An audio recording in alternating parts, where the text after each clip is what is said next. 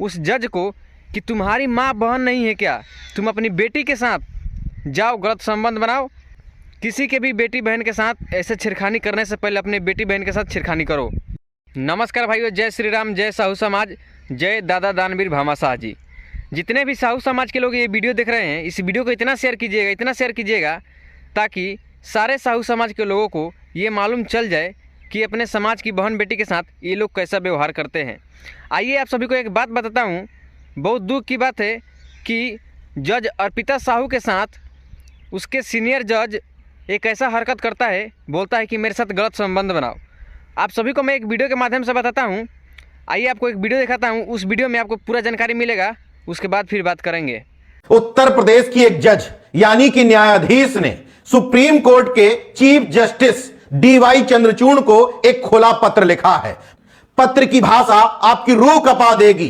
पत्र में एक न्यायाधीश के अंदर की वेदना, दुख, दर्द, तकलीफ और इस सड़े गले न्यायिक सिस्टम की पोल खोल करके रख दी है। क्योंकि उत्तर प्रदेश के बांदा जिले में सिविल जज जूनियर डिवीजन के पद पर तैनात अर्पिता साहू ने अपने पत्र में चीफ जस्टिस ऑफ इंडिया को सीधे सीधे संबोधित करते हुए कहा कि सुप्रीम कोर्ट तक मैंने अपील की थी, लेकिन मेरी अपील 8 सेकंड में ही खारिज कर दी गई। इसलिए सीजीआई अब इजाजत दे, मैं इस बोझिल शरीर के साथ जीना ही नहीं चाहती। बेहद भारी मन के साथ लिखे इस पत्र में अर्पिता साहू ने स्पष्ट तौर पर लिखा कि बाराबंकी में ट्रेनिंग के दौरान उनकी पहली पोस्टिंग हुई थी।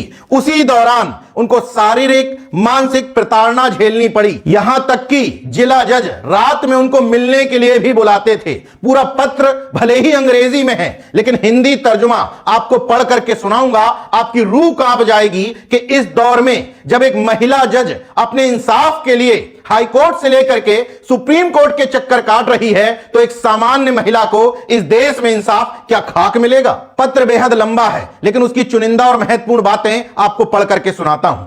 मैं इसे बेहद दर्द और निराशा में लिख रही हूं। इस पत्र का मेरी कहानी बताने और प्रार्थना करने के अलावा कोई उद्देश्य नहीं है। मेरे सबसे बड़े अभिभावक सीजीआई मुझे अपना जीवन समाप्त करने की अनुमति दें। मैं बहुत उत्साह और इस विश्वास के साथ न्यायिक सेवा में शामिल हुई थी कि मैं आम लोगों को न्याय दिला पाऊंगी। मुझे क्या पता था कि मैं जिस भी दरवाजे पर जाऊंगी, मुझे जल्द ही न्याय के लिए भिखारी बना दिया जाएगा। मैं भारत की सभी कामकाजी महिलाओं से कहना चाहती हूं, यौन उत्पीड़न के साथ जीना सीखें। यह हमारे जीवन का एक सत्य है।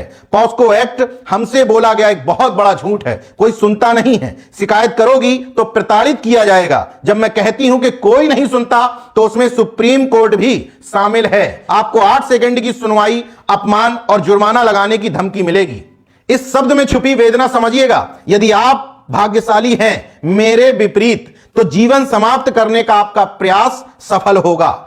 अगर कोई महिला सोचती है कि आप सिस्टम के खिलाफ लड़ेंगे, तो मैं आपको बता दूं, ऐसा नहीं कर सकती। और मैं जज हूं, न्याय तो दूर, मैं अपने लिए निष्पक्ष जांच तक नहीं जुटा सकी। मैं सभी महिलाओं को सलाह देती हूं, वे खिलौना या निर्जीव वस्तु बनना सीखें। एक विशेष न्यायाधीश और सहयोगियों द्वारा मेरा उत्पीड़न किया गया। मुझे रात में जिला जज से मिलने को कहा गया। मैंने 2002 में माननीय मुख्य न्यायाधीश इलाहाबाद और प्रशासनिक न्यायाधीश से शिकायत की। आज तक कोई कार्रवाई नहीं की गई। किसी ने भी मुझसे पूछने की जहमत नहीं उठाई कि आप परेशान क्यों हैं। मैंने जुलाई 2003 में हाईकोर्ट की आंतरिक शिकायत समिति से शिकायत की। एक जांच शुरू करने में 6 महीने और 1000 ईमेल लग गए। अब पत्र की अंतिम लाइनों पर आते हैं, जो सीधे सीधे सीजीआई की भाषणबाजी पर सवाल उठाती हैं। भाषण तो बहुत अच्छा देते हैं, मगर इन लाइनों को सुनिए। मैंने सोचा था कि शायद इतनी सौम्य और मौलिक प्रार्थना सुप्रीम कोर्ट सुनेगा। क्या पता था, मेरी ये रिट याचिका बिना किसी सुनवाई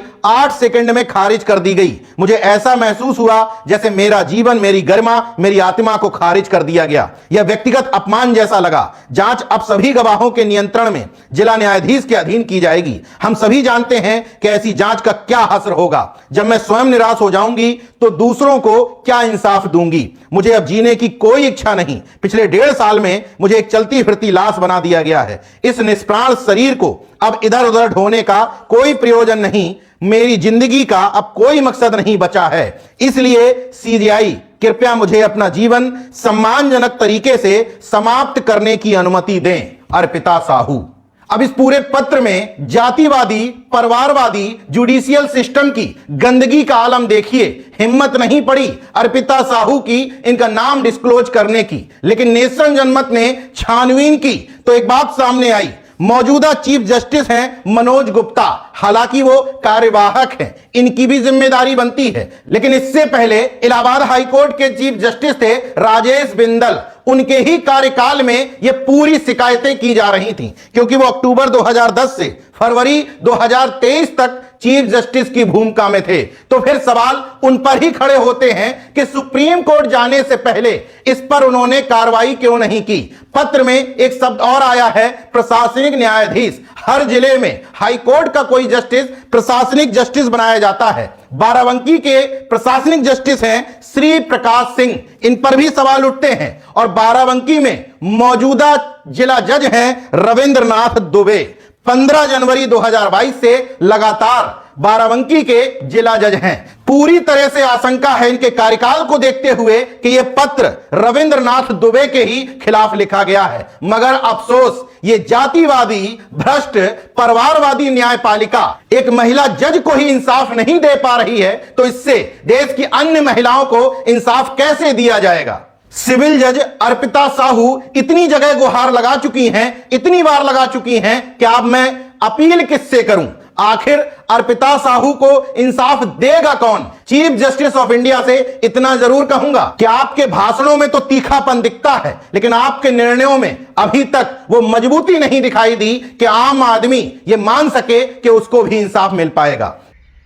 तो जो आपने वीडियो देखा, उस वीडियो में आपको मालूम चल गया होगा कि आखिर वो जज कहना क्या चाहता है और अर्पिता साहू के साथ गलत संबंध बनाना चाहता है, और अर्पिता साहू क्या क्या की है अपने मामले को लेकर, कैसे आवाज़ उठाई है, सब आपको मालूम चल गया होगा।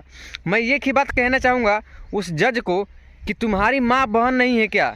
तुम अपनी बेटी के साथ जाओ, गलत संबंध बनाओ, ठीक? किसी के भी बेटी बहन के साथ ऐसे छेड़खानी करने से पहले अपने बेटी बहन के साथ छेड़खानी करो। क्या यही तुम्हारी संस्कृति है? जय साहू समाज। इस वीडियो को इतना शेयर कीजिए भाई, इतना शेयर कीजिए ताकि सारे साहू समाज के लोगों को ये मालूम चल जाए कि अपनी समाज की बहन बेटी किसी के भी सरकार में सुरक्षित नहीं है।